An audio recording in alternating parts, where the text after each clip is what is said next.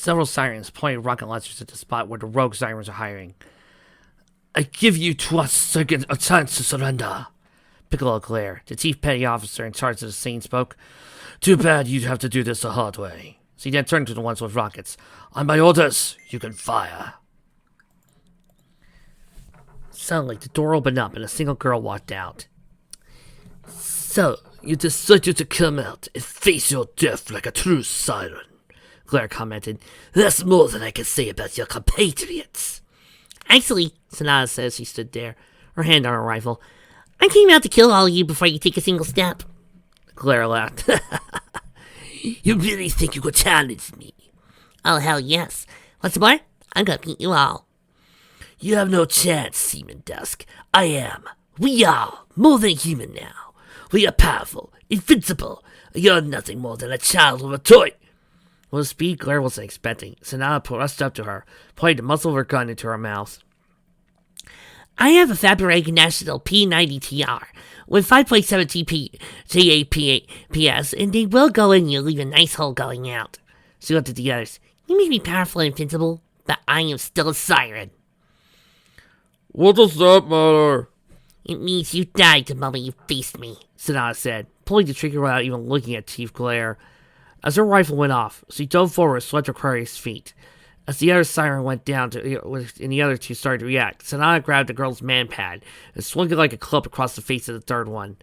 The fourth one at this time had already started to pull out her pistol. Sanada did the only thing she could. She put the rocket launcher into position so the other siren would be caught in the backblast, pulled the trigger. Missile, already damaged by being used as a melee weapon, spun away from the tube before flying over the wall, exploding midair. However, the blast of flame set the girl on fire and sent her collapsing to the ground. Sanada heard the unusual growl behind her and managed to hit the ground just as something whistled above her head.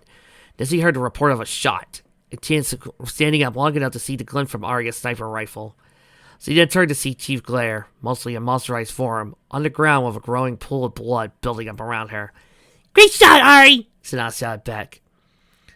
Sonny, you're an idiot, you know that?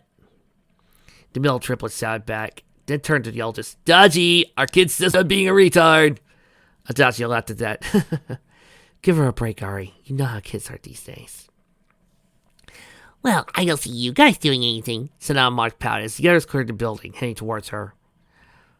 Well, the elite train operative or not, you should not have been able to do that, Sable pointed out.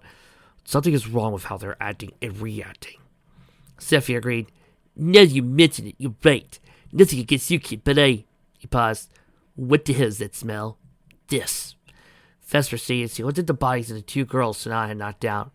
In theory, they were supposed to be alive, but from the rotting sense, that was clear wasn't the case. Sure enough, the two bodies seemed to be in advanced stages of decomposition and glowing rapidly. Dacia looked at the desiccated skin, which quickly turned to bone before her eyes. Something must have gone wrong with what they were given that was supposed to turn them into monsters. She looked at Sanada. Put that brain of yours to work and logic this one out, please. Sanada bent over the body in question as the bones themselves began to crumble away. She reached out and picked up one of the bones. In her hand, it crumpled away into ash that scattered to the wind. Something went wrong. Very wrong. Maybe the spell wasn't meant to be mass-produced, or one serum given to everyone? She looked at the others. I don't know, this is way beyond me. Maybe Sunny or that friend of hers has a clue. I mean, I know chemistry, but this is probably alchemy, and I bet even Twilight can't figure this one out. Well, we're need to get out of the open, Vesper warned. We're seeing ducks here, and... She didn't say anything further as her throat suddenly exploded in a blossom of blood. Her body fell to the ground, her head severed by the blast. Vesper! Arya screamed, and had to be dragged to safety by Side and Zephyr as the ground where she shook exploded its second layer. Sable and the other three rushed to the opposite end. Dacia screamed as the wound in her shoulder tore open for the moment. Two more explosives rocked out from where they stood, followed by a deep, hellish laugh. A dozen smaller explosives rocked the area, one of which desiccated Vesper's corpse further. Can you guys see what's lighting up with fireworks? Zephyr shouted. Not a clue, Sable shouted back. Yeah! Pine pointed to someone just standing on what looked like the top of an antenna with a grenade launcher. The siren in question had been completely transformed and was laughing maniacally, launching grenades as if it was nothing. Okay, you guys stay here, Sable told him. I'm going after her. He turned to Pine. You're with me. What's it that? Pine told him as he switched out her ammo. No! Adagio said. We need to stay together or else that bitch is going to slaughter us. Look, kid, that's sweet and all, but you have no business doing this. Either of you. He pointed at Adagio. You're injured as is, and as for you, he told Sanaa, you're clearly the sensitive type. He groaned. I know this was how you were raised, but it's just bullshit as far as I'm concerned. I'm an adult, and I had a chance to live a life before I signed the dotted line. None of you ever did. So you're going to sit there and let me deal with this. Then after this is done, the biggest problems of your life should be fashion and not getting pregnant at the wrong time. Got that? Both girls looked down with surprise, while Pine, amused, chuckled. You're just like Uncle Poutine, she told him. Who? Because of what we are. The Sirens have always been commanded at excellent level by a Vice Admiral, a male flag officer specifically. They believe it was good to have a male role model in our lives, as well as a father figure who we wouldn't question, she explained. Poutine was the latest in the line. Unfortunately for the powers that be, he actually wanted to fill that role for all of us. Adagio continued. We grew up knowing him as Uncle Poutine, rather than Admiral Poutine. He was always there for we younger ones when we were training, and there for advice for the older ones. We could always talk to him, regardless of military protocol, and he never stopped looking out for us. She fell sadly silent for a second before she admitted. Then came the time when he told us he was tired of all of us being sent off to die illegally. He was going to approach Parliament with the truth we existed. For the longest time, we thought it was CSIS who had him assassinated, or maybe the regular military, Sanaa added.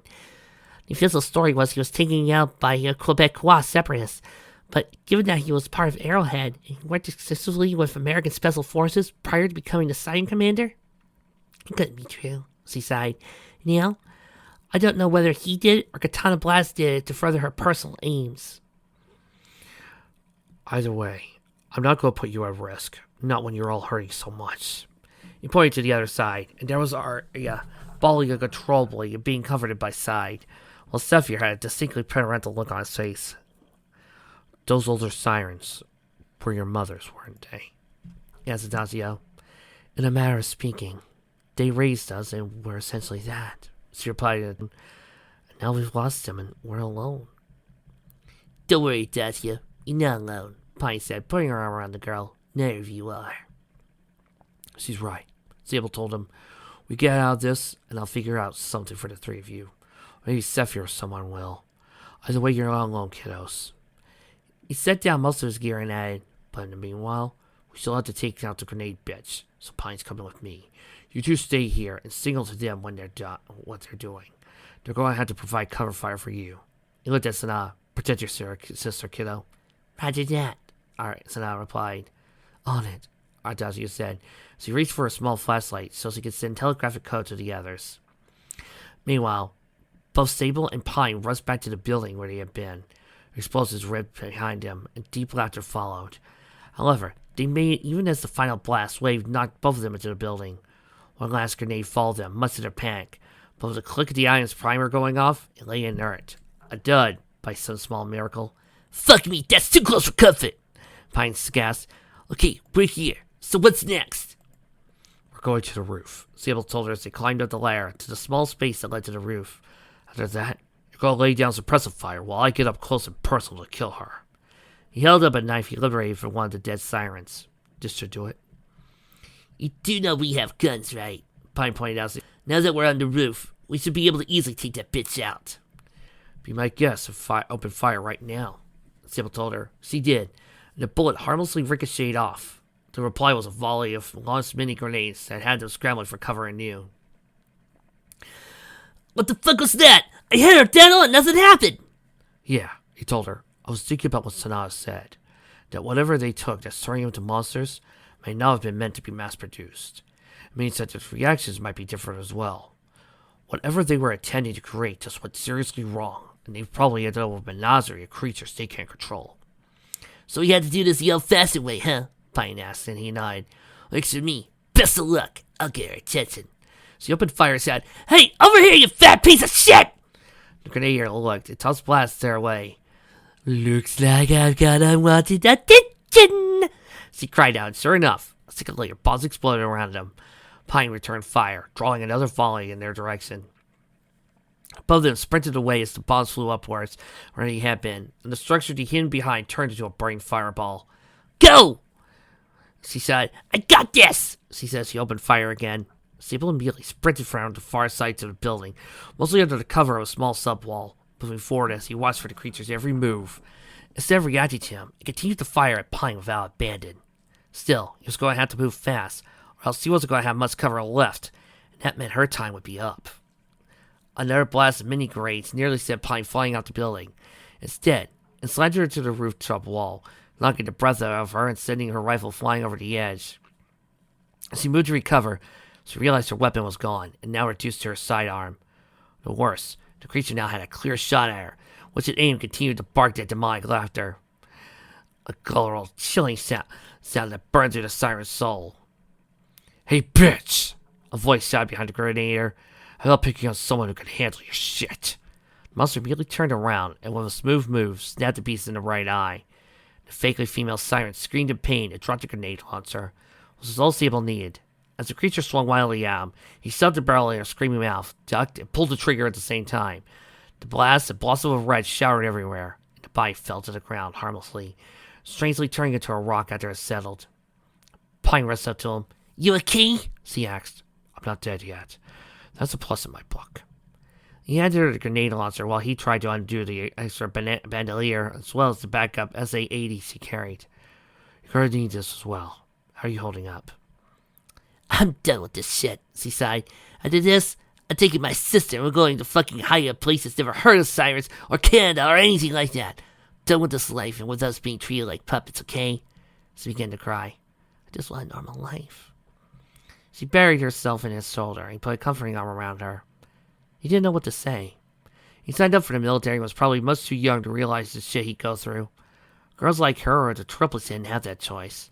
It meant stolen from them by the people who pretend to be saints in public, or soulless bastards in private. She sort of had a chance to be a normal girl. Sable thought of the young woman crying on his shoulder. You bastards took it from her. From them, he grimaced. There's not going to be a hell deep enough for you fuckers to hide when I find you. And nothing's going to fucking save you for her Tia or Luna, you assholes. Nothing. Seated in her command center, Katana looked at the growing numbers of horror. The fighting had gone on for less than an hour, and already she had heavily casualties.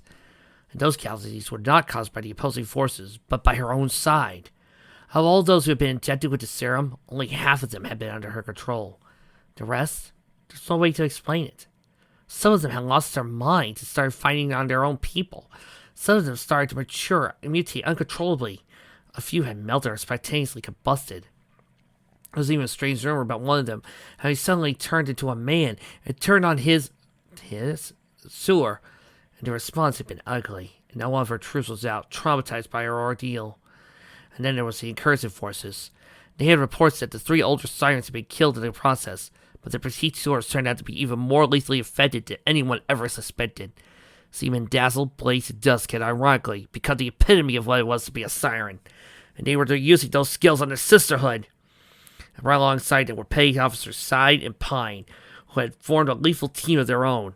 If it wasn't for the fact they were traitors to the cause, Katana would have promoted them on the spot for the perfection of sirens.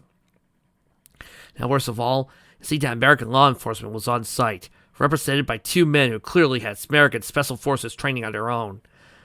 Were they HRT, local SWAT, or something else?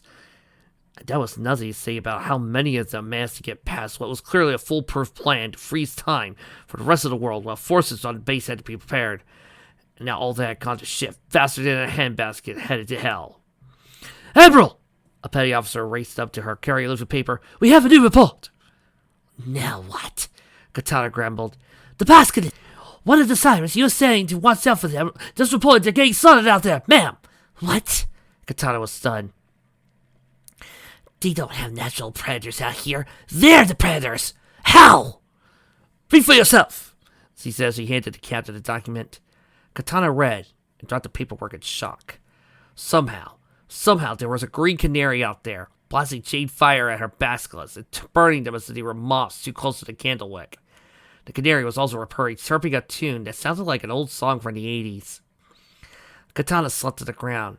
Her elite force of special operatives and assassins were getting their ass handed to them by a small ragtag gleam of resurgence and a goddamn fire-breathing canary. Only in a pony fic, folks! So you got the Admiral's stripes on her arm, put there because she believed herself now to be the ultimate military force on the planet. Now, she was in the middle of fighting a losing battle, hoping that Divine's demon could actually turn the tide.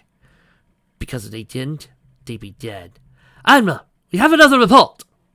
Katana looked up at the messenger, who was trying to keep herself calm. It couldn't get any worse, could it? Report! We have someone inside the base, and sees... The messenger read the thing over so he didn't believe it. Report, petty officer. Aye, ma'am. It says that a reserve forces was in the facility on engaged in battle with a single teenage girl who's literally throwing magic at them. What? That's right! The warrant officer holding the radio shouted. Send backup to Central Corridor and Sub-Basement 2. We need... Her words cut off choking sounds as he dropped the radio.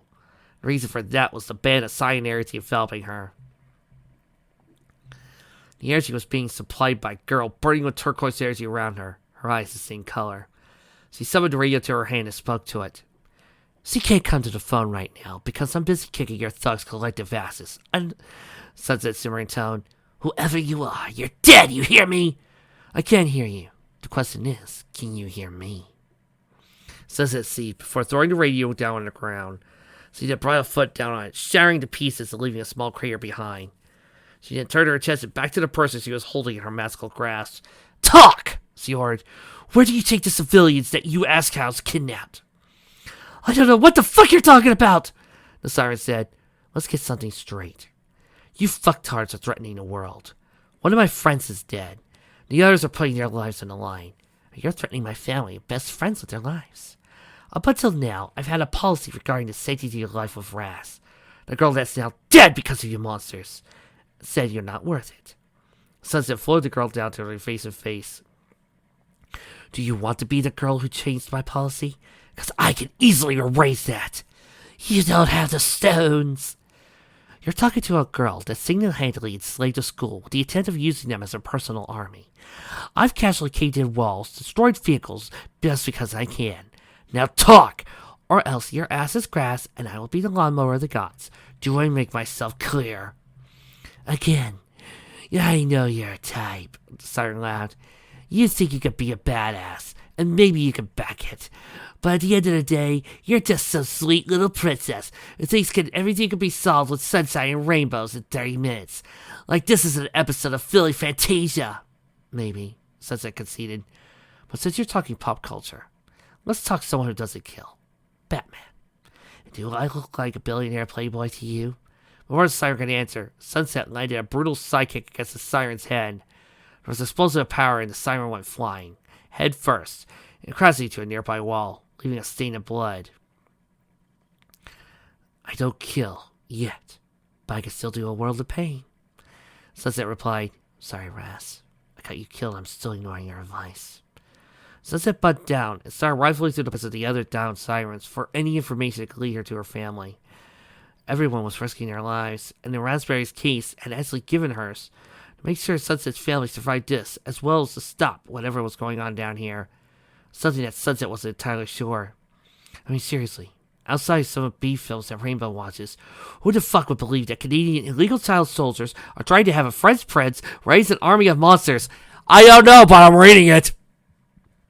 Seriously, that just sounds like weird fanfic shit.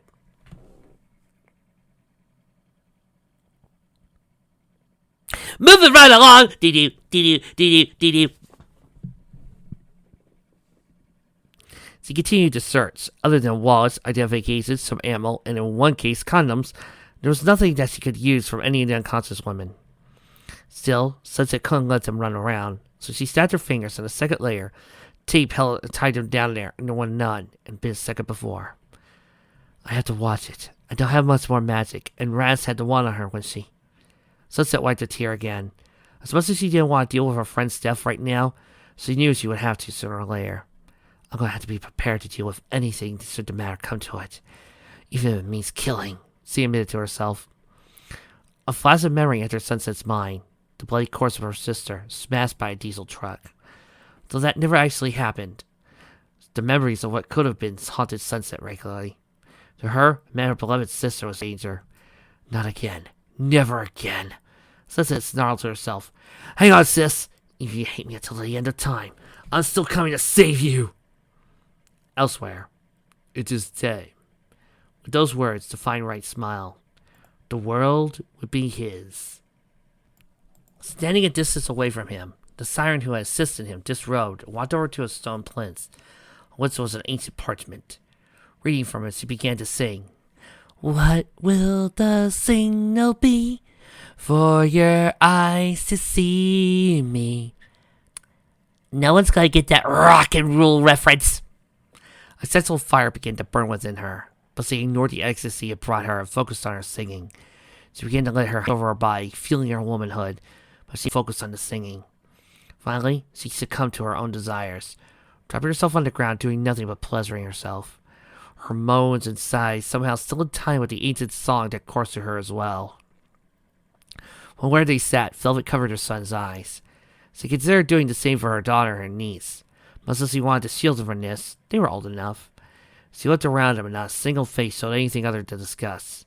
Except for Octavia. And that sole red look on her face worried her all. Absolutely hideous, Verity seemed. Sick as fuck. Octavia, to their son's surprise, let out a moan. She then turned and forced herself on Twilight, kissing her cousin a fool, tongue probing, hands groping. Pinky, seeing what was going on, immediately ran Octavia away, slamming her to the ground. What the fuck? Twilight screamed, noticing her shirt had nearly been torn off. The raven-haired girl looked at Pinky with an ominously great. What are you fucking doing, you lesbian cunt? It's fun to get me the pussy I deserve! Elzak was on her in a second. You're not Tavi, she accused. No, I am finally free, and if I'm lucky, that bitch is dead, Melody snarled. She looked at Twilight. Hey, ho, come here and sit on my face. I ain't your sister, but I bet I can tongue fuck you better. Twilight shrank away, but Verity and Fluttershy stepped to approach to protect her. Rainbow looked at Applejack and Pinky. Grab her arms, now! Yell suddenly noticed something was wrong with the teens. Rainbow, what's going on? Celestia asked. Rainbow looked at the body Octavia. I don't know who you are, but I want my friend back, she accused. Fuck you, Slit. Maybe after I'm done with Twat Slit over there, I can make you feel good too, Melody snarled. I got figures enough for both of you. Night looked at Octavia and knew what was going on. She hasn't had her medication, has she? Rainbow looked at Octavia sadly. Hope you can forgive me for this. She then slapped Octavia as hard as she could in solar plexus, making the girl gasp. She then quickly followed it up with a second blow to the side of the head, knocking her out. Someone hand me some shoelaces or belts or whatever. We gotta tie her up. Rainbow Doss, was that tightening necessary? Luna demanded. Yes! All the teens except Twilight said at once. Twilight turned away and was embraced by Fluttershy. Shiny took off his shirt and gave it to his sister. What the fuck is going on here? The main event! Divine sang out. He pulled the switch in front. A portion of the door slid away. An anglized stone rose from the ground, upon which was a screaming girl dressed in a pure white gown. Sunset! Fuller screamed in horror. Sunset! Velvet screamed in terror. Everyone looked to see the flame-haired girl fighting and screaming, yammering in fronts. Then Celestia and Luna and the 5 girls looked at her in surprise. It's my daughter, go, you monster! Solaire and Velvet screamed in unison, then turned and looked at one another. Sunset desperately tried to pull out of her bonds. Laissez-moi partir! Maman, sa femme, c'était mon Quiero survive! She turned to spat Divine. Merde bâtard! Ça s'appelle que tu te pourrais en enfer! Your daughter? Solaire and Velvet looked at each other, completely confused. Meanwhile, Divine raised his sword. Goga, demon of the infinites, accept the last of the first of the gifts. And it tore off Cyrus scolding. Woo! Leaving her naked before the world. Divine leered at her. Un honte, tu as tout affecté le corps by a perpetual tout, he said with a leer. Go to hell, Simmer said. You've been leading the way, he said as he raised his sword and plunged it into her, dragging it down from her heart to her mound. Blood sprayed everywhere, and the girl screamed once before choking on blood. And then Sunset Simmer died. Standing there, looking at the crime just committed, Solaire fainted. Velvet began screaming. Night looked on in shock, and a look of monstrous nature suddenly came on the faces of both Shining and Cadance. Celestia and Luna looked at each other, then immediately moved to Velvet's side. But it was Twilight's words that caught everyone's souls, as the blood drained from the sacrificial stone, pointing down towards an ancient bell that now seemed to glow with demonic red hue. Twilight snapped. "Sonny, I'm sorry!" she screamed. "Please don't die! I'm sorry!" The words ended off in a shattered wail, the elemental heartbreak of someone who committed a massive mistake that could never be undone. Fluttershy moved to her friend. "It's okay," she sobbed, feeling the shock air. "We're here for you, Twilight." Then Piggy started to giggle. They all stared at her, but she smiled. "It's not her," she said. "It's not her." "Rainbow, what, Piggy, what are you, fucking nuts?" Rainbow shouted. "Your limpy girlfriend just fucking got..." The change shivered from Rainbow's eyes. She couldn't finish the sentence. "No, don't you see?" Piggy said with a beef-faced smile as she walked towards the bar. "That is not her. That's Sunset Shimmer. That's not my Sunset Shimmer." She got her close to the bars and roared, "You asshole! You up!" And then the corpse that had been Sunset Shimmer started to laugh.